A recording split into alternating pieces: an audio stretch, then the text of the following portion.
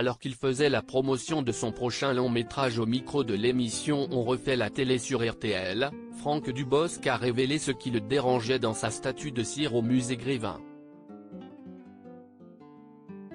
5 mois seulement après la sortie de 10 jours encore sans maman, Franck Dubosc revient déjà au cinéma dans la comédie Nouveau départ.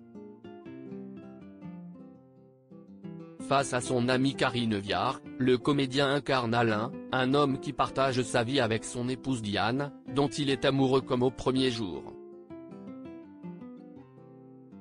Si le père de famille traverse la cinquantaine sans crise, ce n'est pas le cas de sa femme, qui oscille entre déprime et chute libre.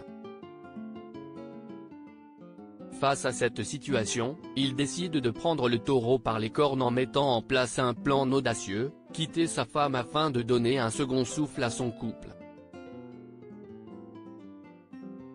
En pleine promotion de son nouveau film, dont la date de sortie est prévue pour ce mercredi 27 septembre, Franck Dubosc a indiqué au micro de RTL ce qu'il détestait dans sa statue au musée Grévin.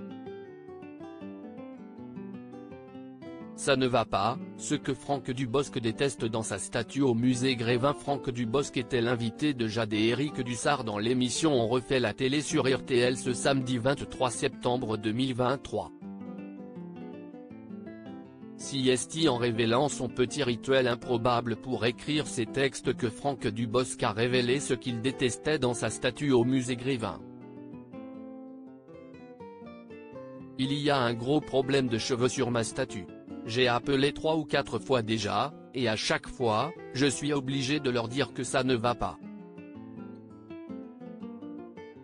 À chaque fois que je vois des photos de la statue avec les gens, je me dis, c'est pas possible, qu'est-ce qu'ils font avec mes cheveux?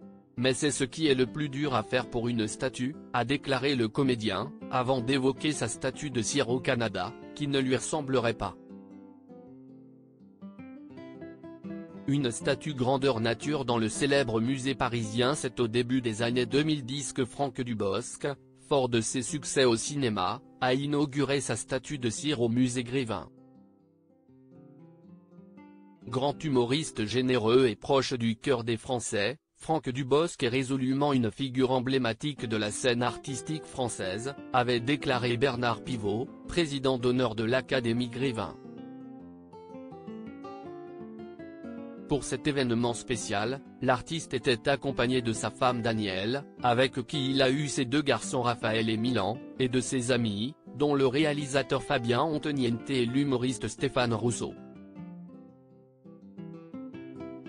Article écrit en collaboration avec 6 médias.